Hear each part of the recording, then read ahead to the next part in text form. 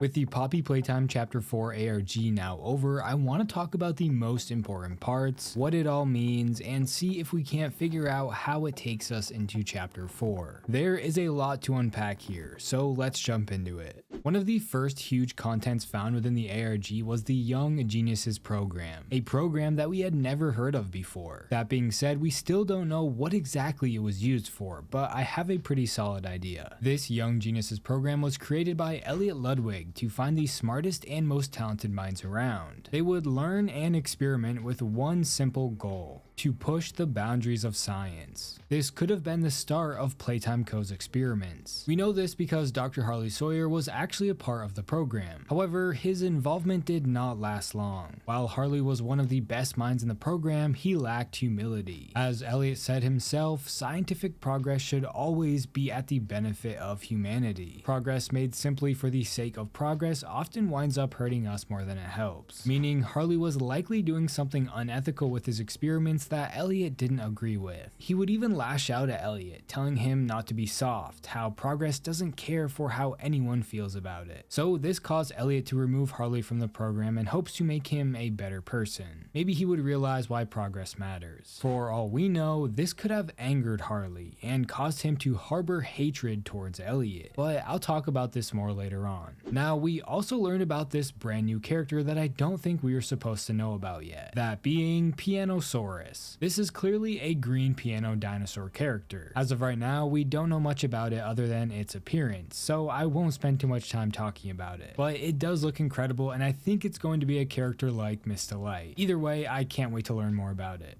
Staying on the topic of new characters, we also learned about Yarnaby. This character was first revealed through a bunch of documents that told us about the child for the experiment and how Yarnaby acts. The boy chosen for said experiment was Quinn Navidson. But Quinn was no ordinary boy. He saw things differently than others. He saw beauty in the unpleasant, like thinking toys are prettier without their heads. Quinn was clearly disturbed, but at heart he was just an innocent child. As Quinn said himself, he just wanted to make things prettier. A very strange mind to use for a bigger body, and this strangeness carried over into Yarnaby. He wasn't a very successful bigger body. He lacked higher cognitive function, complex reasoning, speech, problem solving, and greater introspection. These attributes all appeared either severely limited or altogether non-functional. Yarnaby was strong, agile, and swift, but lacked the brain power needed for such traits. So Harley Sawyer made the decision to isolate Yarnaby so his only contact was with him. By the time he would be done with Yarnaby, he would be its entire world. It'll know nothing else but Harley. Right now, the reason for this is unknown, but I think Harley decided to make Yarnaby his pet and eventually grew sick of him. The weekly checkup more or less supports this. He eats little, lazes about his cell, and performs substandard on all physical tests, meaning below average. With the removal of his master, Yarnaby appeared lost. Despite Sawyer's apathy, the subject formed an attachment of sorts. Without whatever sense of comfort or stability that brought him, his motivation had been sapped. He sits, stares, listens, and only acts with aggression whenever approached. He truly just doesn't care anymore.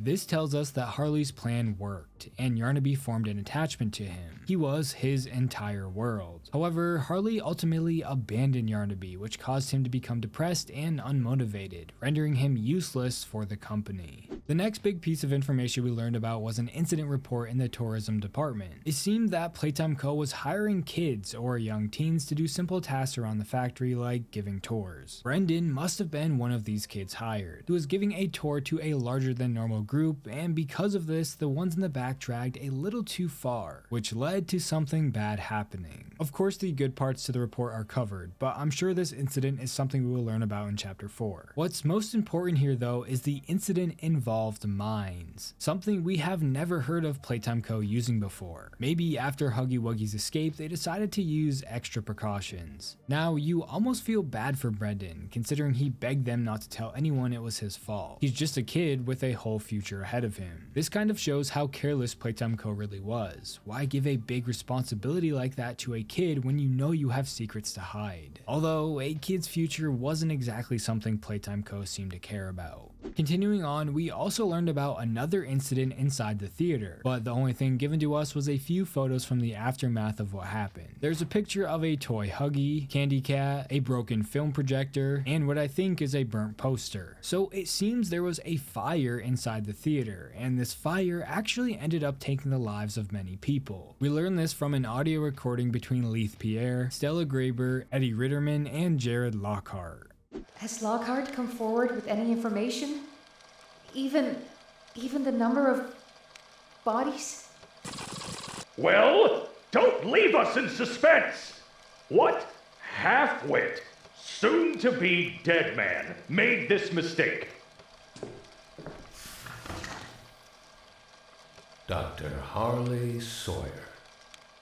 So, as you heard, there were a number of bodies, and this incident was caused by none other than Dr. Harley Sawyer. The big question is, was this incident an accident or on purpose? Considering the way Harley has been acting throughout the ARG, I think this was on purpose. To further suggest that Harley was acting maliciously, we were also shown a photo labeled "Warning." At first glance, it's another photo with a bunch of ripped apart pieces of paper. First, I want to point out the obvious writing on the papers. It reads, "He took everything. I thought you cared. Nobody cares. Nobody understands. Elliot Ludwig is a soft, pathetic, small-minded backstabber. Nothing more." I think Harley wrote these notes and is painting Elliot Ludwig as a bad person. To further prove this, Harley called Elliot soft before getting kicked out of the Young Geniuses program. So here he is saying it again. I think Harley was furious that Elliot removed him from the program. Perhaps he planted a body on Elliot Ludwig's estate. But that's a theory for a different video. The biggest takeaway from this theater incident and these notes is Harley was clearly angry and maybe seeked revenge. Within this photo, there is also a silhouette of potentially a clown or a Doughy the Dough Man.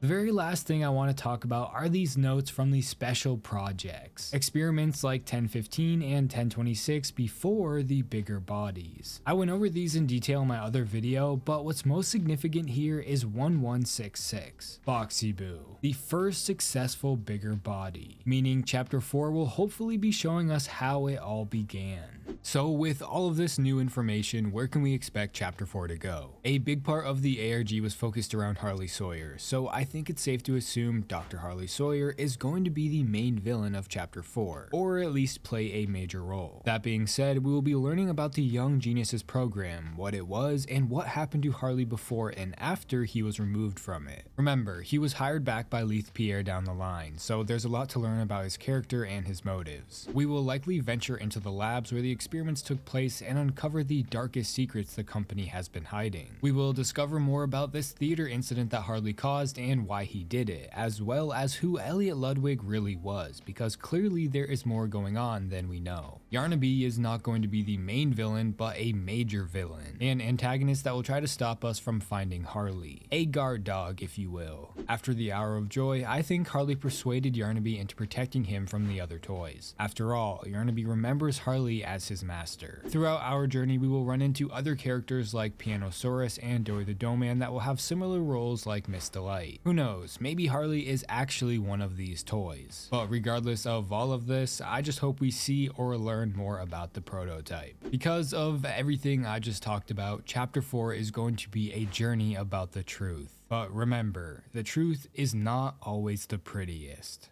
That was the most important parts of the ARG and how it takes us into chapter 4. What are your thoughts on all of this? Where do you think chapter 4 is going? There were a few things that I didn't mention because I didn't want to just yap about every little detail, as I've already made videos about everything, so I didn't want to just do it again. Let me know your thoughts in the comments below, and if you like horror game content like this, please consider subscribing. Also, I just made a Discord server, so if you want to chat with me, I recommend joining the community. And if you want to support the channel more, you can become a member. Don't forget to follow my Twitter at TerrifyT. Thanks for watching.